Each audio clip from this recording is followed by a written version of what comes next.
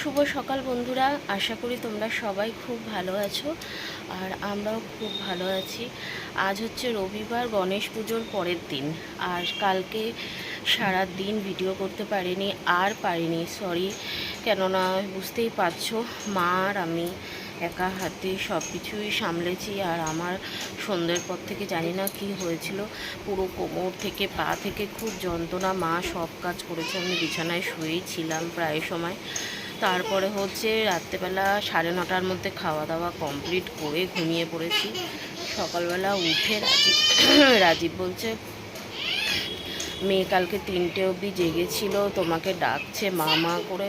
মানে আমি কোনো দিন এরকম হয় না কালকে, এই জন্য ভিডিওটা শেষ করতে পারিনি কালকের আর ভিডিওটা।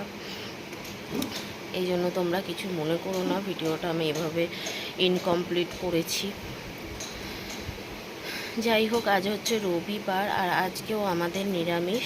আজকে ঠাকুরমশাই এখন আসবে, এখন আমার স্নান টান হয়নি, দেরি করে উঠেছি, প্রায় 8টা 15 নাগাদ উঠেছি। তার আগে উঠে গেছিলাম, বিছানাতেই গড়াগড়ি খাচ্ছিলাম। যাই হোক, বাসি কাজকর্ম সেরে এখন যাব হচ্ছে স্নান করতে। মেয়ে উঠে গেছে, রাজীব উঠে গেছে, সবাই উঠে গেছে। তো স্নান টান করে নেবো আর রেডি হয়ে যাব, দধিকর্মা হবে, ঠাকুরমশাই আসবে। চলো তাহলে, তখন আবার তোমাদের সাথে দেখা হবে। দধিকর্মার সময় রেডি হয়ে যাই, তারপরে।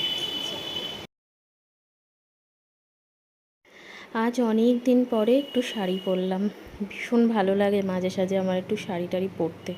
মাঝে সাঝে না, আমি প্রায়ই আগে পরতাম, এখন ইদানিং পরা হয় না। ভাবছি আবার এই পরাটা আরম্ভ করব, স্নান টান করে শাড়িটা পরবো, পরে পুজো টুজো দেবো, এটাই ইচ্ছা আছে। দেখা যাক কতটা কী করতে পারি। তো যাই হোক, সকালবেলা এখনও ঠাকুরমশাই আসেনি, আমি স্নান টান করে চলে এসেছি। আর এদিকে মা হচ্ছে লুচি বেলছে, আমি ভাজছি। অনেকটা দেরি হয়ে গেছে জানো তো, কালকে পুজো গেছে, তো সবাই একটু দেরি দেরি করেই ঘুম থেকে উঠেছে।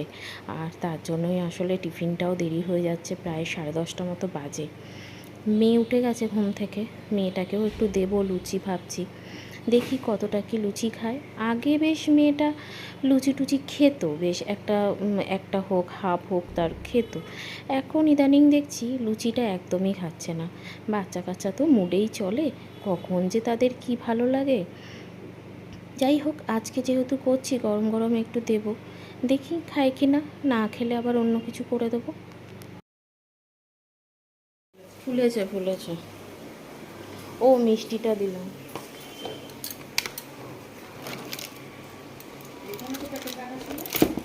দিয়েছি।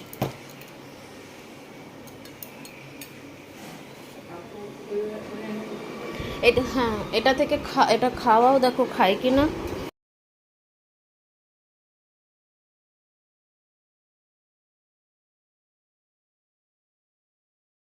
ঠাকুরমশাই চলে এসেছে, আর ঠাকুরমশাই এসেই বসে পড়েছে দধিকর্মার সরঞ্জাম নিয়ে আর পুজোয়।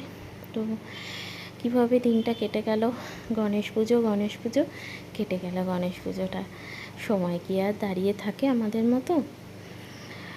এখানে হচ্ছে রাজীব একটু ওই হেল্প করে দিচ্ছে ঠাকুরমশাইকে দধিকর্মার জন্য, কলা টলাগুলো করে দিচ্ছে। ঠাকুরমশাইয়ের আসার কথা ছিল 10টার মধ্যে, সেখানে ঠাকুরমশাই ঢুকলো 10টা 11টা 10-15 এরকম নাগাদ। যাই হোক, কোনো অসুবিধা নেই, আমরাও টিফিন করছিলাম সবে মাত্র, তখনই ঠাকুরমশাই ঢুকেছেন আর কি।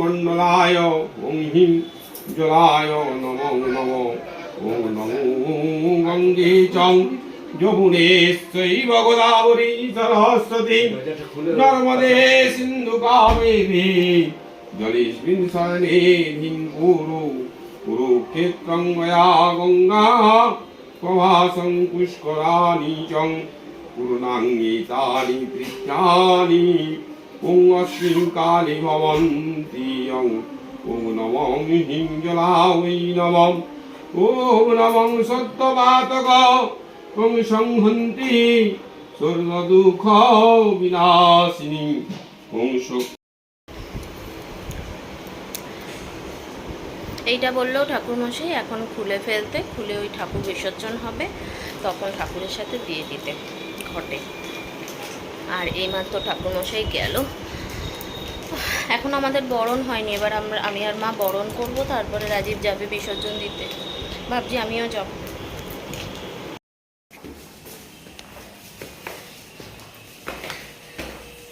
মা আর আমি যাচ্ছি জামা কাপড় ছাদে দিতে যাব।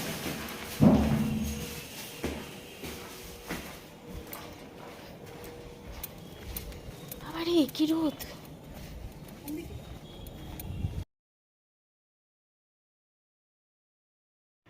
উফ বাবা, কি রোদ ছাদে! তবে একটা সাইড জানো তো পুরো কালো হয়ে গেছে আকাশের। জানি না বৃষ্টি নামবে কি না। আজকেই এতগুলো আর কি ওয়াশিং মেশিনে দেওয়া হয়েছিল, আর এতগুলো ঘরে কি করে মেলবো। যদিও মা না থাকলে আমি ঘরেই সব কিছু টুকটাক দিয়ে দিই, তবে মা আছে বলেই মা বললো চলো গিয়ে দিয়ে আসি ছাদে। কেন বলো তো, এই যে এতগুলো মেলছি না, এক্ষুনি যদি আবার বৃষ্টি আসে তাহলে আবার দৌড়ে দৌড়ে ওপরে আসতে হবে। এই কারণেই বারবার ওপর নিচ, এই জন্যই আমি আসলে সব কিছুই নিচে দেওয়ারই চেষ্টা করি। আর ওয়াশিং মেশিন থেকে তো সব মোটামুটি একটু শুকিয়েই বেরোয়, যার জন্য হাওয়াতে অনেকটা শুকিয়ে যায়। তবে জানো তো, জামা কাপড় আর কি কাচার পরে একটু রোদ দিলে যেন মনের ভেতরেও একটু শান্তি পাওয়া যায়, যে না থাক, হয়েছে হয়তো গরম। চলো তাহলে একেবারে বরণের সময় দেখা।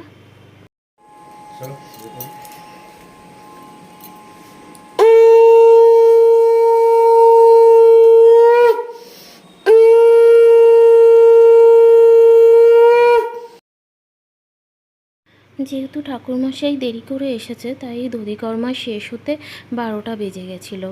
ঠাকুরমশাই বলল 12টা যেহেতু বেজে গেছে, তাই এখন আর বিসর্জন দিতে হবে না, একেবারে বিকালে দিও। তো তার জন্য আসলে তারপরে আর ভিডিও করা হয়নি আমার। আর এখন বিকাল 5টা বাজে, প্রায় মানে সন্ধে নামবে। এক্ষুনি বিসর্জনটা দিয়ে দিতেই হবে।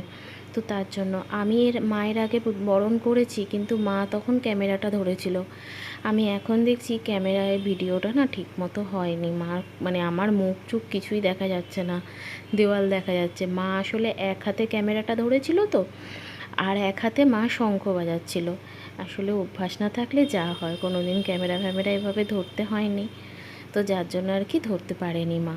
আমি এই জন্য আমার বরণটা দিলাম না। মা এখন বরণ করছে। মা বরণ করার পরে যাবে বাবা বিসর্জনে।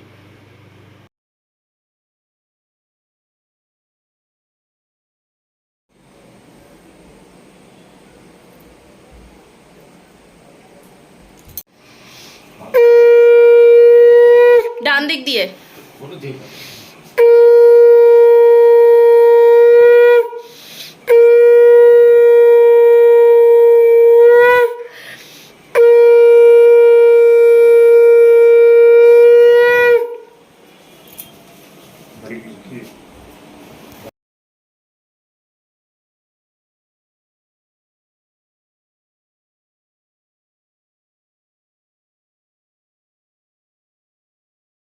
ঠাকুরমশাই কি বলেছিল খেয়াল করিনি নাকি জানি না। ঠাকুরমশাইকে এখন আবার ফোন করা হলো। ঠাকুরমশাই বললেন যে যেহেতু বাবা গণেশের বিসর্জন হয়ে গেছে, এখন তোমরা আমিষ খেতে পারো। তো তার জন্য দুদিন ধরে রাজীব আমিষ খাচ্ছে। একদম ও আমিষ মানে নিরামিষ খেতে পারে না। তো মাছ মাংস ডিম কিছু ওর লাগেই, যে কারণে এখন আবার ও গিয়ে মাটন নিয়ে আসলো। শুক্রবার শনিবার দুদিনই নিরামিষ খেয়েছে, তো মাটন নিয়ে আসলো। আর এখন রান্না করতে বসেছি। তা বললাম তাহলে কি করব, রাত্রিরে মাটন আর রুটি করি। তো বলছে না, দেরাদুন রাইস খেতে ইচ্ছা করছে, পাতলা করে ঝোল করো। যাই হোক, পাতলা করে ঝোলটা ও আমার হাতের খুবই ভালোবাসে, এই কারণে বললো হয়তো।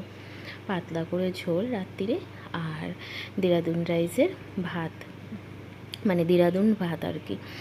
তো যাই হোক, এখন বাবা নিয়ে এসেছে ফুচকা। মেয়ে নাকি কালকে ফুচকা খেতে চেয়েছে, যে তা তখন রাত্রি হয়ে গেছে বলে আর বাবা আনেনি। আজকে বাবা ফুচকা নিয়ে এসছে। আমি তো যথারীতি অবাক হয়ে গেছি। তখন মা বলল, না, মেয়ে কালকে ফুচকা খেতে চেয়েছে, যে কারণে বাবা নিয়ে এসেছে। আর মেয়ে তো এতগুলো খাবে না, ওখান থেকে আমি একটু খাবই।